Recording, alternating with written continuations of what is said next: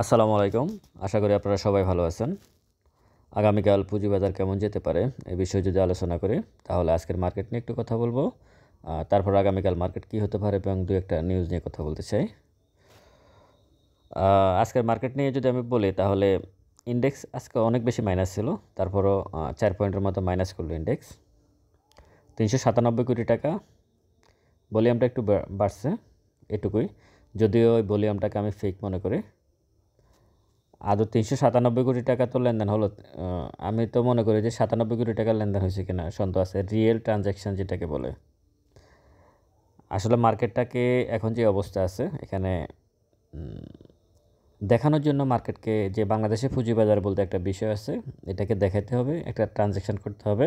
যেভাবে হোক এই কোড থেকে ওই কোডে জাস্ট ট্রানজ্যাকশান করা, মানে এটা কোনো ইয়ে না, মানে এক কোড থেকে আরেক কোডে নেয় ভলিউমটা বাড়ানো, এটুকুই হচ্ছে। এটা যে শুধু আজকে হচ্ছে তা না, অন্তত গত ২ মাস থেকে ১.৫ থেকে ২ মাস পর্যন্ত এই অবস্থা চলতেছে মার্কেটে।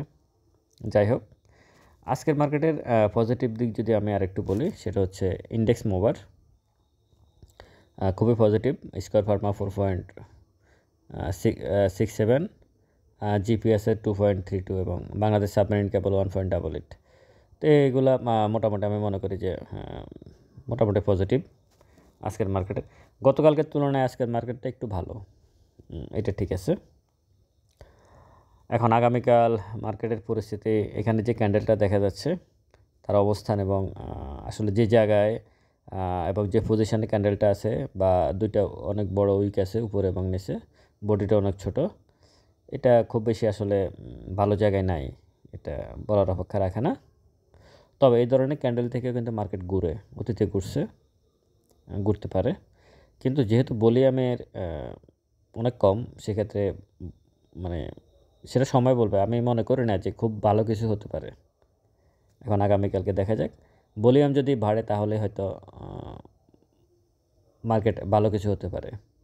ভলিউম ছাড়া আসলে ইন্ডেক্স পজিটিভ বা নেগেটিভের কোনো মূল্য এই মুহূর্তে নেই। এবং আরও একটা আজকে নেগেটিভ দিক হচ্ছে মার্কেটের আগামীকালকের জন্য, ম্যাকডি এবং হিস্টোগ্রাম বার অনুযায়ী সেল সিগন্যাল দিয়ে দিয়েছে। মানে 3টা সাইড থেকে এখন market sell signal. Moving average 14 দিন, ম্যাকডি এবং হিস্টোগ্রাম সব কিছু মিলে মার্কেট আসলে এখন ডাউনের দিকে আছে। তো এটা আমি মনে করি আগামীকালকের মার্কেটের জন্য একটা নেগেটিভ দিক। কিন্তু মার্কেট অনেক সময় ইদানিং উল্টো আচরণ করে। মানে 3টা সাইড যেদিন নেগেটিভ থাকে, ওই দিন আবার পরের দিন আবার পজিটিভও হয়ে গেছে, এরকম ঘটনাও আছে। আসলে মার্কেট এখন যেভাবে চলতেছে, এটা হচ্ছে পাগলের মেলা চলতেছে এখানে। যারা আসলে মার্কেটকে নিয়ন্ত্রণ করতেছে, আমি মনে করি তাদের, মানে তারা কী চাচ্ছে এটা হয়তো তারাও বুঝতে পারতেছে না।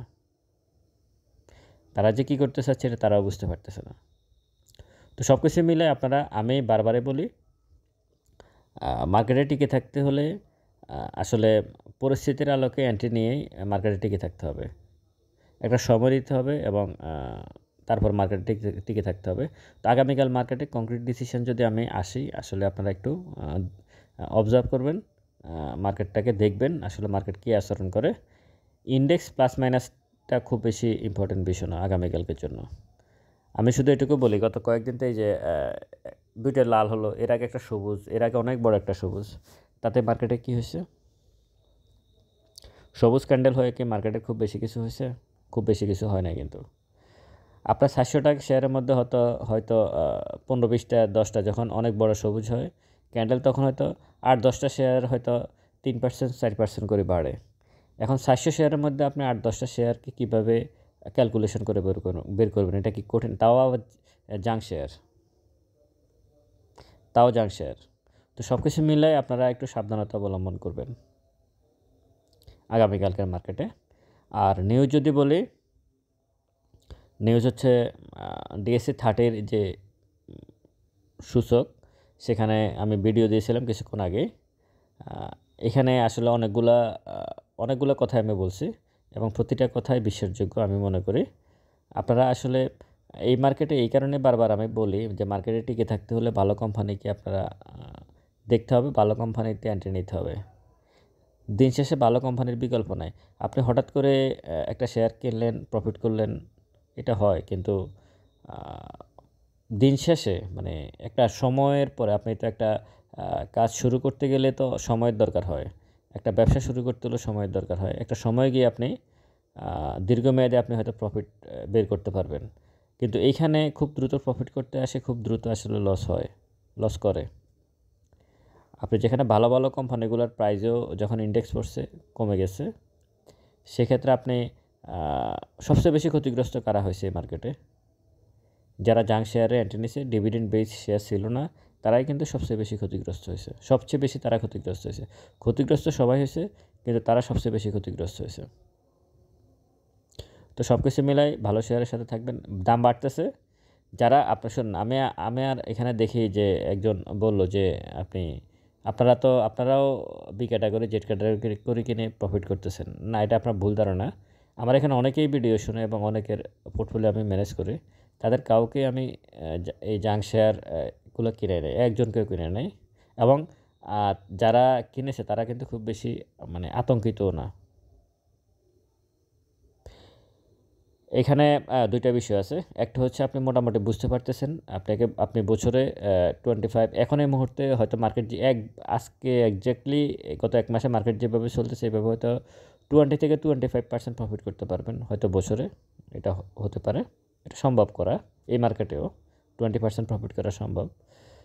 এখন এই 20% প্রফিট যদি আপনার না পোষায়, তাহলে হয়তো আপনি অন্য শেয়ারে যাবেন। 20% প্রফিট আপনি টাকা ইনভেস্ট করে কিন্তু আপনি নীরবে ঘুমাতে পারবেন এবং টেনশন ফ্রি থাকতে পারবেন। এখন কি আপনি এটা চাচ্ছেন? না, আপনি 70-80% বছরে প্রফিট করবেন, 10 লাখ টাকাকে 10 লাখ টাকা বাড়াবেন আরও, কিন্তু আপনি আতঙ্কিত থাকবেন, আপনার টেনশন বাড়বে, ফ্যামিলির প্রবলেম হবে, আপনার মেজাজ খিটখিটে থাকবে। সমস্ত কিছু মিলে আপনি যদি সেদিকে যেতে পারেন, চয়েস আপনার। এখানে 400 কোম্পানি আছে, যার চয়েস যেভাবে সেভাবেই মেনটেন করবে, এটাই স্বাভাবিক বিষয়। এখানে ব্যক্তিগতভাবে কাউকে মানে পার্সোনালি কোনো কথা বলার কোনো সুযোগ নেই। তাহলে তো শুধু যারা জাঙ্ক শেয়ারের পক্ষে আছে তাহলে তো শুধু মার্কেটে জাঙ্ক শেয়ারে থাকতো, ভালো শেয়ারের দরকার ছিল না। মানে ইউনিলিভার বা মেডিকোর মতো কোম্পানির দরকার ছিল না, ওগুলো থাকতো। আবার যারা ভালো শেয়ারের কথা বলতেছে, যদি ভালো শেয়ারেই হতো তাহলে তো জাঙ্ক শেয়ারগুলো থাকার দরকার ছিল না। যার চয়েস যেভাবে সেভাবে এন্ট্রি নেবেন। আর এর বাইরে যদি আমি বলি, এসএস স্টিল তারা দেন 100 সম্ভবত 60 কোটি টাকা দেনা ব্যাংকের শেয়ার। এখন এসএস স্টিলকে নিলামে তুলবে ব্যাংকের শেয়ার। এটা একটা নিউজ। এখন যারা এখানে বিনিয়োগকারী আছেন, এই যে তারা কি এখন ঘুমাতে পারবে? এসএস স্টিলের বিনিয়োগকারীরা এইভাবে যে অন্য কোম্পানির মানে এর যে এই জাঙ্ক শেয়ারগুলোতে এন্ট্রি নিলে এরকম নিউজ আসবে না, এটার কি কোনো গ্যারান্টি আছে? কোনো গ্যারান্টি নেই। আপনি কত রকমের টেনশনে থাকতে পারেন একটা যদি জাঙ্ক শেয়ার এন্ট্রি নেন। আপনি বাজে নিউজের অপেক্ষায় আপনি টেনশন ফিল করতে পারেন। ইপিএস এত বেশি খারাপ আসতে পারে যে আপনার অবস্থা খারাপ হয়ে যেতে পারে। তারপরে আপনি যখন এই ডাউন ট্রেন্ডে শেয়ারটা চলে যায়, তখন কিন্তু আপনি কোথায় গিয়ে এটা থামবে আপনি আতঙ্কিত থাকবেন। কারণ আপনি জানেন না যে সে কোথায় গিয়ে থামবে। কিন্তু একটা শেয়ার যদি 10% ক্যাশ ডিভিডেন্ড দেয়, আপনার এটুকু অন্তত আপনি ক্যালকুলেশন করতে পারবেন যে হয়তো 8 টাকা পর্যন্ত নামতে পারে, 9 টাকা পর্যন্ত নামতে পারে, কিন্তু এর বেশি সে নামবে না, সে আবার উঠবে। তো সুতরাং চয়েসটা আপনাদেরই। আগামীকালকের মার্কেট সম্পর্কে এটুকুই বলা যে আপনারা একটু দেখবেন মার্কেটের কী অবস্থা। তবে অন্যান্য দিনের মতো মার্কেট যে অবস্থায় সেই অবস্থায় যাবে। এখানে ফান্ডামেন্টালি কিছু প্রবলেম আছে। কমিশন চাচ্ছে, টাস্কফোর্স গঠন করে দিয়েছে যে 5 সদস্য বিশিষ্ট, তাদের রিপোর্ট আসুক, তারপর তারা সিদ্ধান্ত নেবে কী করবে। কিন্তু অন্য দিক দিয়ে মার্চেন্ট ব্যাংক, ব্রোকারেজ হাউস এবং ক্ষুদ্র বিনিয়োগকারীর অবস্থা কাহিল। ভালো থাকবেন সবাই। ভিডিওটা ভালো লাগলে শেয়ার করবেন। আসসালামু আলাইকুম।